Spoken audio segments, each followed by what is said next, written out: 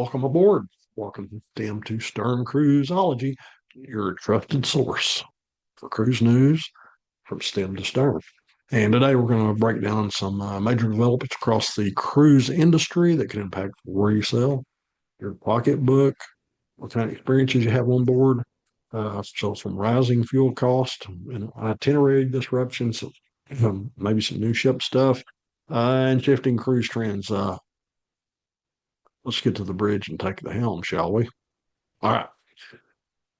Well, first off, let's talk about fuel surcharges. Are starting to creep their way into the cruise world. Uh, Oil price per barrel's it's exceeded $100, and that's kind of a threshold that kind of gets everybody into a tizzy. So many cruise lines, including Norwegian, MFC, Carnival, that everybody has the right to retain and add or the right to add fuel charges after a booking. Uh, some of those costs could be anywhere from $10 per person today, might be higher, and some 7 day cruises it can on the cruise line and how much price per barrel oil is, could at some point be, could be add a lot of money to your cruise, $250 for a 7 day booking. Uh, some of the smaller cruise lines have already implemented the fuel surcharge, ranging anywhere from $19 to $26 a day. So it could affect your how much your cruise costs. Now, some major lines they haven't widely impacted their any kind of fees or implemented any fees as far as the fuel charge goes.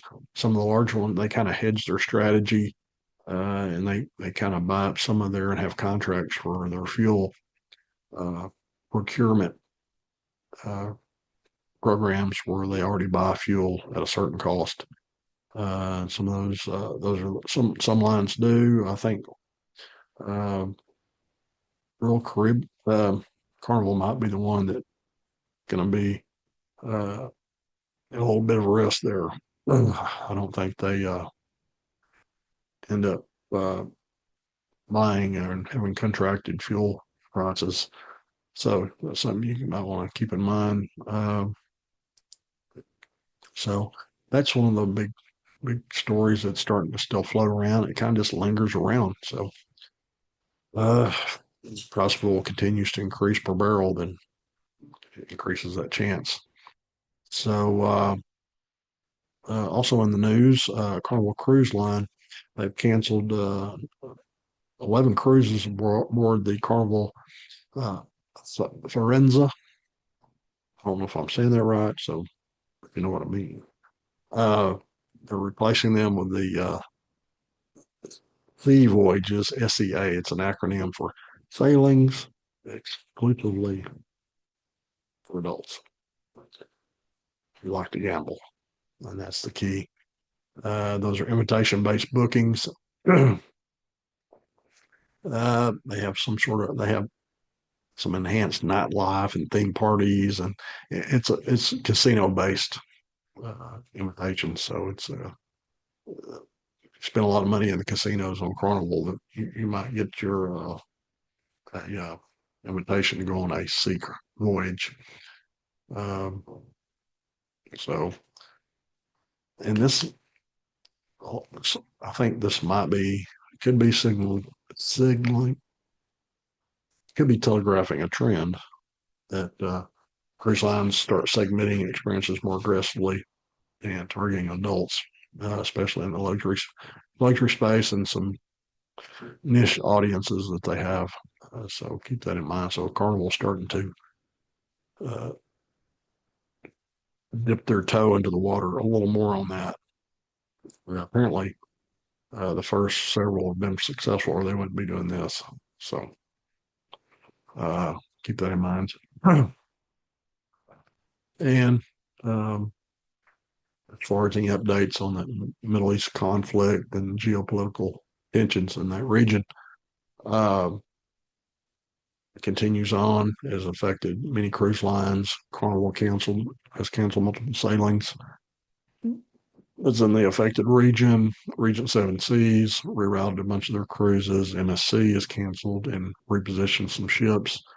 Uh, so, um, but all those ships are going to other safer regions, I guess you could say, like the Southeast Asia, Australia, and the Caribbean. So that is just, it's not uncommon for rerouting and repositioning during geopolitical instability as such. It's just, you know, once things settle down, the pendulum will swing back and be more normal. Uh, Cruising for the Mediterranean and other places that are in that area. So you got to be flexible. And as the cruise contract says, cruise lines can change itineraries whenever they want to. So, so you never have a guaranteed itinerary because weather, a lot of things can affect it, geopolitical tensions. So you got to keep that in mind. Uh, let's see.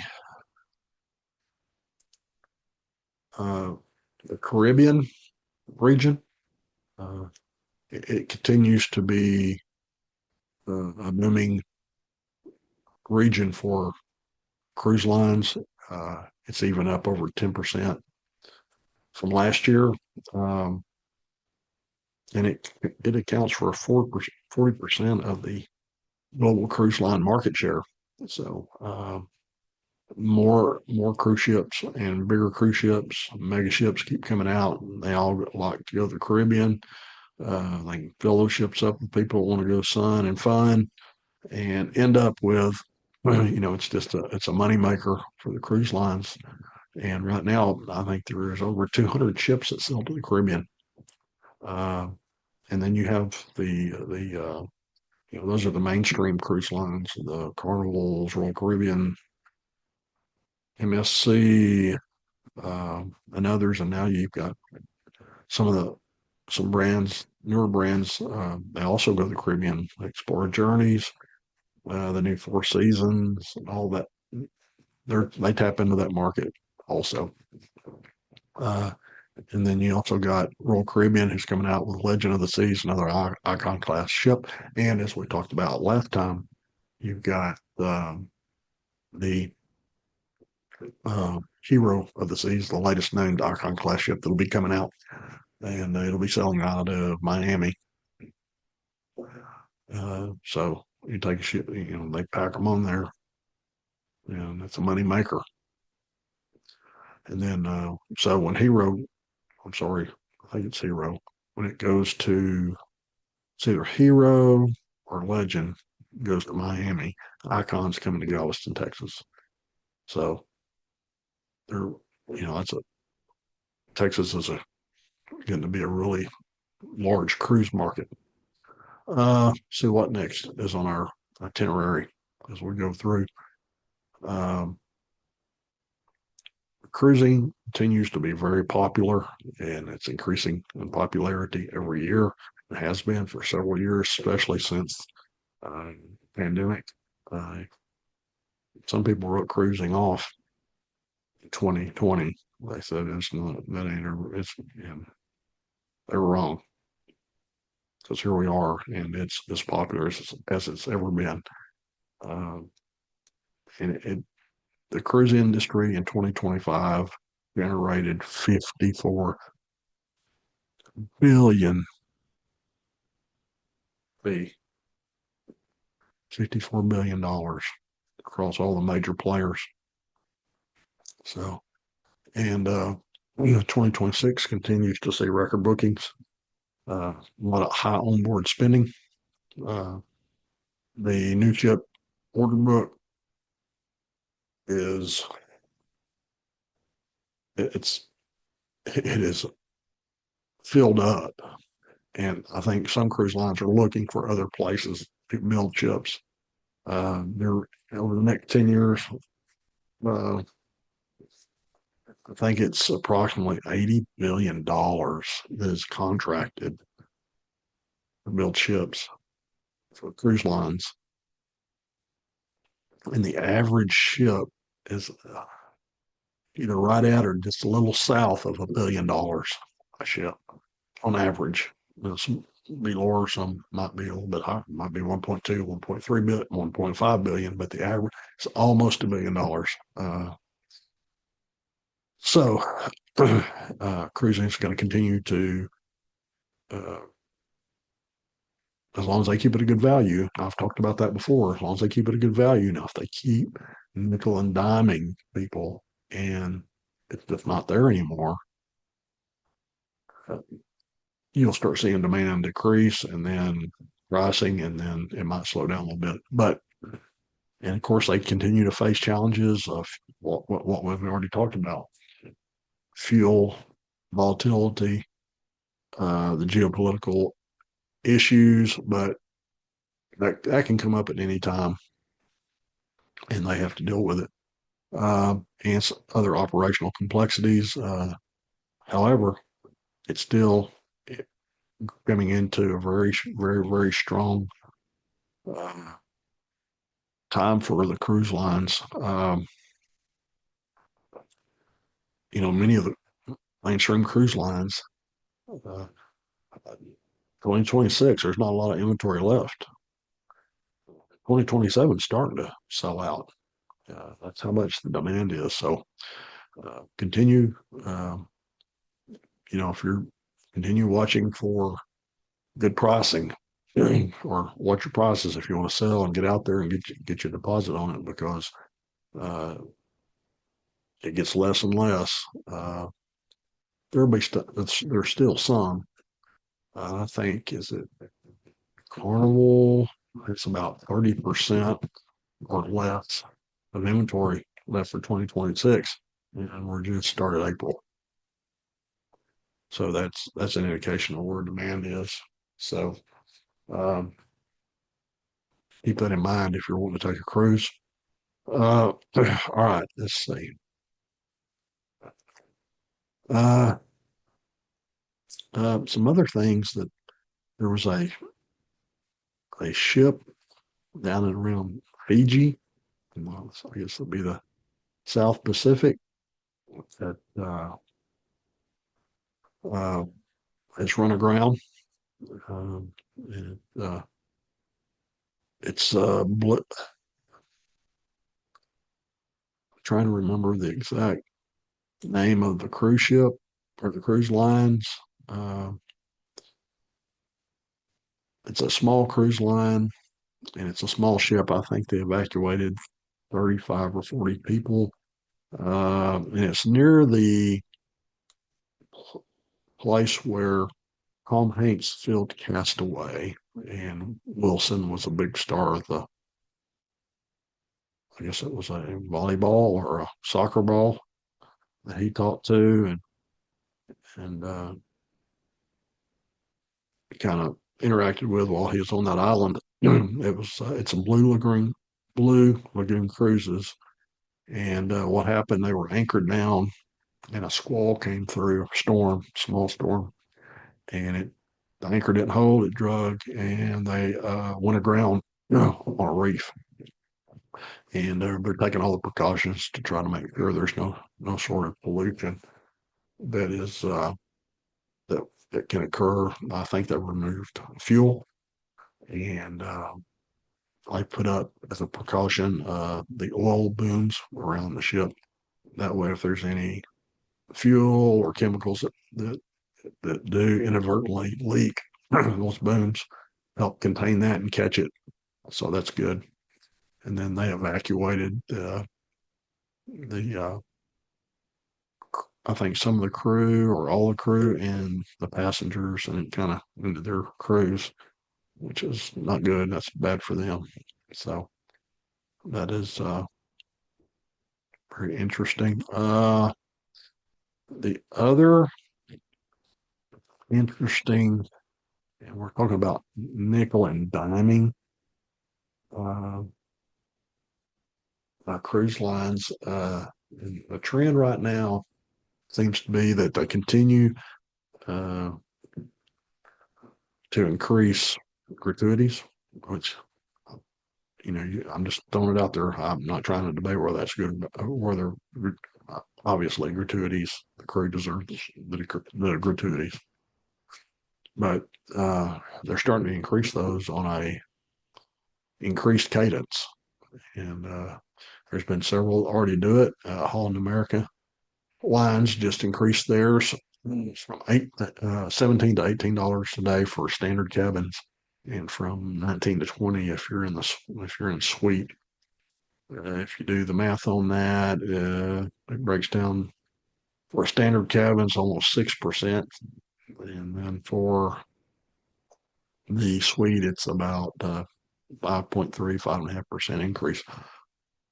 That, I mean, proportionally, that's a pretty good increase. Uh, and also their daily service charge, as they call it, which is a gratuity that's added on to drink, specialty beverages, specialty dining, a la carte menus, retail purchases, spa and salon services. So it affects a lot. That also uh, went up 18 to 20%. So that's a good little lick on that. Carl and Princess has recently done an increase also. Princess, I think, went from 18 to 20% on their service charges. So all the fuel charges, or the fuel surcharges and gratuity increases, and you start adding all these up, mix them together, and next thing you know, you've added, you know, $50, $100 a cruise. And then next year they do the same thing and same thing, and it just keeps going. And I just hope they don't, I just want the industry to keep the value in cruising and don't do what, Las Vegas used to be a good value vacation. You go out there, stay 4 or 5 nights, uh, hotel, food, wasn't real expensive. They kept it down for a long time, and you go out there have a really good time. And yeah, you could spend your money in the casino if that's required, go to shows or whatever. Uh, Not anymore. Uh, Once you pay for your hotel, your parking, and your resort fee. I've actually paid for hotels in Las Vegas where the resort fee was more than the per night rate. It's ridiculous. So I hope the cruise industry try. I understand things increase, and that's part of life, and there's inflation. I get, but at the same time, you know, they run a business. They can also try to do things to improve operations that could save money. So, uh, but so hopefully they keep it within reason, and whatever that means, whatever I think's within reason is somebody else will think, no, that's not within reason. So there you have it. You're an officially a cruisologist. Congratulations. Take your right hand, reach around, pat yourself on the back. And that's your latest cruise industry updates from STEM to Stern Cruiseology. So we never know what's going to be happening that can affect the cruise world. It's always evolving. So if you're planning your next cruise, staying informed isn't optional. It's essential. So I'm Michael. Thanks for coming on board, selling with us. Do me a favor, don't forget to reach over and slap that like button, punch that subscribe button. My only dream in life that I have left is I want 100 subscribers. Can you make an old man's dream come true? Please. Please. So, slap that like, punch that subscribe. So, anyway, being silly. Yes, I know. But still, 100 subscribers. I would, I'd be famous. I'd be YouTube famous. Okay, so anyway, hey, thanks for selling with us. Until next time, come back for some more cruise news. Until then, be safe. Fair winds and falling seas. This is STEM to Stern Cruiseology. Peace out.